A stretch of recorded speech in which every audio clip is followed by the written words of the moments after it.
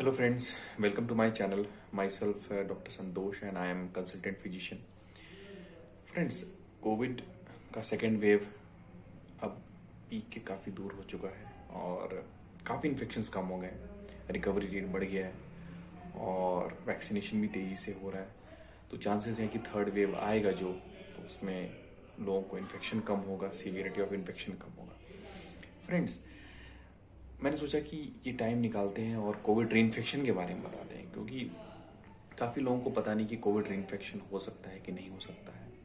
Yes, vaccination के बाद infection हो सकता है। पहली बार अगर इन्फेक्शन हुआ है तो दूसरी बार हो सकता है।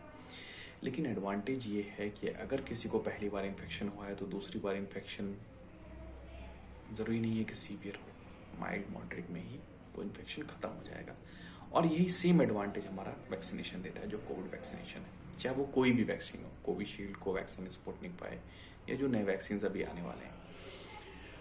फ्रेंड्स, कोविड री इन्फेक्शन क्या होता है? कोविड री इन्फेक्शन बेसिकली आईसीएमआर द्वारा एक डिफाइन किया गया है कि अगर किसी को कोविड का इन्फेक्शन या आरटीपीसीआर रिपोर्ट पॉजिटिव, दो रिपोर्ट के बीच में अंतर 102 दिन का होना चाहिए with at least one report negative in between. इसका मतलब ये हुआ कि किसी को अगर आज कोविड-19 का इन्फेक्शन हुआ है और उनका आरटीपीसीआर पॉजिटिव आया है, तो वो जब रिकवर हो जाएं और दोबारा से जांच कराएं, भले ही वो 1 हफ्ते, 2 हफ्ते, 3 हफ्ते, 4 हफ्ते, 5 हफ्ते बाद हो, लेकिन 102 दिन के अंदर ही हो, वो रिपीट टेस्ट नेगेटिव आए, उसके बाद अगर 102 दिन के आसपास या उसके बाद अगर पॉजिटिव है तो उसको री इन्फेक्शन बोलेंगे।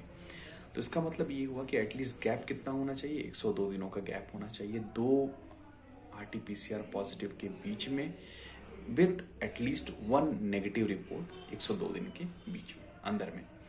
तो ये बेसिकली कोविड-19 री इन्फेक्शन बोलते हैं, जो कि हो सकता है थर्ड वेव में भी हम देख सकते हैं, क्योंकि थर्ड वेव आएगा ये श्योर है। नॉर्मल पीक है, नॉर्मल कोई भी बीमारी का कर्व होता है जो कि गॉसियन कर्व होता है, ऐसे होता है फिर ऐसे जाता है, ये कर्व है। और इसी तरह कोविड का सेकेंड वेव गया, लॉकडाउन ने डेफिनेटली रोल प्ले किया है और जितने भी पेशेंट्स एडमिट हुए हैं उसको उनको ठीक करने में mostly doctors, nurses, paramedical staff का काफ़ी इंपॉर्टेंट रोल है।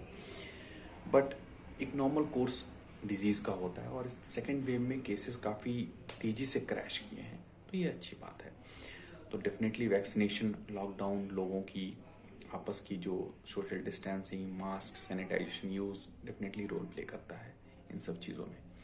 तो ये रहा कोविड-19 री इन्फेक्शन के बारे में। डेफिनेशन है, डेफिनेटली काफ़ी चांसेस हैं कि हो सकते हैं कोविड-19 का री इन्फेक्शन, तो इसलिए जानना ज़रूरी है। दोस्तों, एक रिक्वेस्ट है, प्लीज़ अगर ये आपको चैनल अच्छा लगता है तो please subscribe, like and share. जय हिंद।